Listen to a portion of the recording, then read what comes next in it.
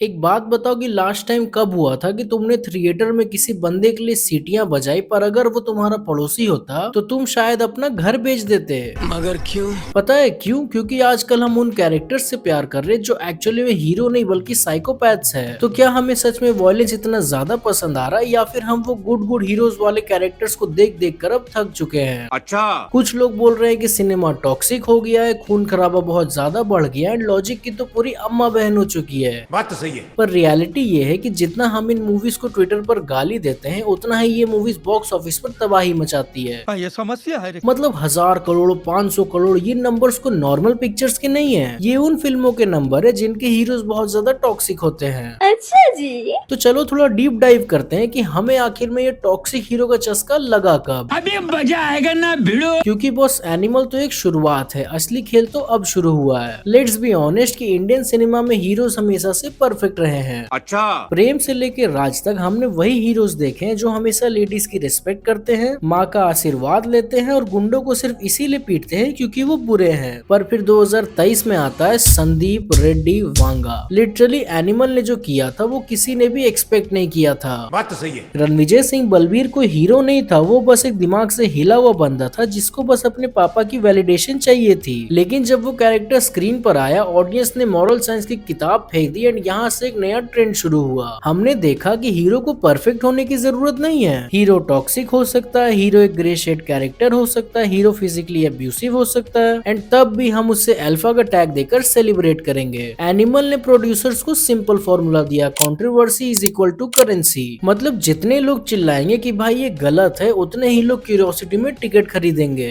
तू समझा? नहीं, तू समझा नहीं। एंड ये बात भी मेंशन करनी पड़ेगी कि रणवीर कपूर की एक्टिंग ने भी उस कैरेक्टर में एक अलग जान डाल दी थी। मतलब तुम्हें वो हॉलवे सीन याद है जहाँ पर रणवीर कपूर 500 लोगों को मारता है? वो कोई हीरोइज्म नहीं था, वो प्योर ब्रुटैलिटी थी। एंड हमने उस सीन को देखकर क्या किया, हमने सीटियां बजाई, क्योंकि भाई सीधी सी बात है कि हमें वो रॉ एग्रेशन अच्छा लगा। अच्छा जी। एंड हम थक चुके थे उन हीरो से जो हर काम करने से पहले 10 बार वचन और असूल की बातें करते थे। लेकिन एनिमल अकेली नहीं थी। एनिमल ने एक ऐसी आग लगाई जो नॉर्थ से लेके साउथ तक सब जगह फैल गई। मतलब कि तुम एग्जाम्पल के लिए प्रशांत नील की सलार को ही देख लो। देवा एक ऐसा मशीन है जिसको अगर तुमने छुआ तो वो तुम्हारे हाथ पैर काटने में 1 सेकंड नहीं लगाएगा। उस मूवी में कोई हीरोइज्म का भाषण नहीं है, जस्ट प्योर ब्रुटैलिटी है। इसके बाद आई किल। मतलब भाई साहब, अगर तुमने किल मूवी को नहीं देखा है तो तुमने इंडियन एक्शन को अभी तक लेवल अप होते नहीं देखा है। मतलब ट्रेन के अंदर जो कत्लेआम दिखाया गया वो देखकर एक बार तो डर लगता ही है, लेकिन हम सब उसे पीक एक्शन कह रहे हैं क्योंकि वहाँ पे हीरो सिर्फ गुंडों को मार नहीं रहा है, वो उन्हें तड़पा तड़पा कर काट रहा है। फिर इसके बाद आई एक ऐसी मूवी जिसने वॉयलेंस एंड ब्रुटैलिटी को एक अलग ही लेवल पर पहुंचा दिया। मैं बात कर रहा हूँ मार्को मूवी की। मलयालम सिनेमा जो अपनी रियलिस्टिक स्टोरीज के लिए जाना जाता है, वहाँ से निकला एक ऐसा बीस्ट जो सिर्फ मारता नहीं था बल्कि लोगों की रूह तक निकाल लेता था। उन्नी मुकुंदन का कैरेक्टर मार्को एक ऐसा कोल्ड ब्लडेड गोल्ड चेन पहनने वाला मॉन्स्टर है जो बिना पल के झपकाए गला काट देता है। इस मूवी की सक्सेस ने ये प्रूव कर दिया कि ऑडियंस को अब वो चॉकलेटी बॉय वाले हीरोज नहीं चाहिए। सीधी सी बात है कि ऑडियंस अब उस डार्कनेस को एंजॉय कर रही है। तो सवाल आता है कि क्या ये ट्रेंड खत्म होने वाला है? तो बिल्कुल नहीं। इनफैक्ट ये सारे की सारी मूवीज बस एक शुरुआत है। जैसे अभी कुछ ही दिन पहले 14 फरवरी को आई है विशाल भारद्वाज की ओ रोमियो। भाई मूवी भले एवरेज निकली हो, लेकिन इस मूवी में शाहिद कपूर की परफॉर्मेंस और उनकी ब्रुटैलिटी को देखकर लोग उनका नाम रणवीर कपूर और रणवीर सिंह से जोड़ रहे हैं। एंड इवन ये तक बोल रहे हैं कि अगर उन्हें एनिमल या केजीएफ जैसी मूवी मिल गई तब उन्हें भी पैन इंडिया स्टार बनने से कोई नहीं रोक सकता है। फिर इसके बाद आने वाला है सबसे बड़ा बवाल, स्पिरिट। मतलब संदीप रेड्डी वांगा प्लस प्रभास। भाई तुम एक बार इमेजिन करो, एनिमल का डायरेक्टर और सलार का मास हीरो प्रभास एक ऐसा पुलिस ऑफिसर बनने वाला है जो कोई सिंघम जैसा सीधा साधा पुलिस ऑफिसर नहीं रहेगा। वो एक ऐसा पुलिस वाला होगा जो कि क्रिमिनल से भी ज्यादा खतरनाक हो। प्रोड्यूसर्स को अच्छे से पता है कि ये मूवी थिएटर्स में आग लगा देगी क्योंकि यहाँ पर टॉक्सिक हीरो का एकदम पीक दिखने वाला है। फिर और भी ऐसी मूवीज लाइंड अप है, जैसे अगले साल शायद आ सकती है सलार 2, इस साल आने वाली है शाहरुख खान की किंग, एंड फिर भाई नो डाउट अगले महीने धुरंधर 2 एंड टॉक्सिक तो है ही। मतलब तुम ऐसे सोचो कि शाहरुख खान एक ग्रे कैरेक्टर प्ले करने वाले हैं, जिसका मतलब है कि चॉकलेटी बॉयज का जमाना पूरी तरह से खत्म हो चुका है। चलो अब हम लोग थोड़ा दिमाग लगाते हैं कि why producers think it's working. इसका एकदम सिंपल आंसर है कि टॉक्सिसिटी अब जोरों शोरों से बिक रही है। मतलब कि हम एक ऐसे एरा में रह रहे हैं जहाँ पर रियल लाइफ में कई सारे रिस्ट्रिक्शंस है, corporate pressure, social media judgement, work culture. मतलब हर इंसान कहीं ना कहीं घुटन घुटन महसूस कर रहा है। तभी जब स्क्रीन पर एक ऐसा बंदा आता है जो किसी की भी नहीं सुनता है, पूरी सिस्टम को हिलाकर रख देता है, वो हमें बहुत ही ज्यादा पसंद आता है। देखो यार, हम सबको बचपन से सिखाया जाता है कि ज्यादा गुस्सा मत करो, ज्यादा किसी से लड़ाई मत करो, लेकिन बड़े स्क्रीन पर जब रणवीर या प्रभास बिना किसी लॉजिक के सबको धोते हैं तो हमें एक अननोन सा प्लेजर मिलता है। एंड अगर सच बोला जाए तो वो हमारा फ्रस्ट्रेटेड वर्जन होता है जो कि स्क्रीन पर दिख रहा है। प्रोड्यूसर्स ने इस बात को अच्छे से समझ लिया है कि ये जेनजी और मिलेनियर्स के बीच में ये अल्फा वर्ड का कितना ज्यादा मायना है। मतलब कि इंस्टाग्राम रील्स ने सिनेमा को देखने का एक विजन ही बदल दिया है। एंड अगर सोचा जाए तो आजकल मूवी सीन्स मूवी के लिए नहीं बल्कि एडिट्स के लिए बनाए जाते हैं। वो स्लो मोशन वॉक, बैकग्राउंड में हैवी बेस वाला म्यूजिक, ये सब के सब बस रील पे वायरल होने के लिए तो है। कंटेंट बाद में आता है एंड वाइब पहले आता है जेनजी एंड मिलेनियल्स के लिए। पहले के जमाने में हीरो का कैरेक्टर देखा जाता था, लेकिन आज के जमाने में हीरो का वो स्वैग या फिर वो रिच देखा जाता है। आज के जमाने में अगर हीरो 100 लोगों को मारकर सिगार पी रहा है तो भाई वो क्लासिक है। हम ऐसी वायलेंस भरी मूवी को देखकर बोलते हैं कि भाई मूवी ही तो है, एंजॉय कर, लेकिन भाई अंदर ही अंदर हम उस टॉक्सिसिटी को नॉर्मलाइज कर रहे हैं। तो एंड में आखिर यही सवाल आता है कि हमें इन टॉक्सिक हीरो से प्यार क्यों है। सच तो ये है कि हमें टॉक्सिक हीरो से नहीं, हमें अनफिल्टर्ड इमोशन से प्यार है। लिटरली हम उन स्क्रिप्ट्स को देखकर थक चुके हैं जहाँ पर हीरो को हर एक चीज सही करनी होती है। हम ऐसे हीरोज को देखना चाहते हैं जो कि थोड़े बहुत हमारे जैसे हो, मतलब थोड़े संकी हो, थोड़े गुस्से वाले हो। लेकिन हमें ये बात भी नहीं भूलनी चाहिए कि सिनेमा का इम्पैक्ट भी रियल लाइफ पर होता है। तो अब इन सब चीजों पर आपका क्या सोचना है? क्या आपके हिसाब से ये एनिमल और धुरंधर जैसे कैरेक्टर सिनेमा को बर्बाद कर रहे हैं या फिर बस एक नया तरीका है स्टोरी टेलिंग का? एंड हाँ, तुम लोग ये बात भी बताना कि अपकमिंग ऐसी कौन सी वायलेंस मूवी है जिसके लिए तुम लोग बहुत ज्यादा एक्साइटेड हो। बाकी भाई लोग, अगर वीडियो पसंद आई है तो तुम्हें अच्छे से पता है कि क्या करना है। तो मिलता हूँ तुम सबसे अगले वीडियो में, तब तक तुम लोग टॉक्सिक और धुरंधर का इंतजार करते रहो।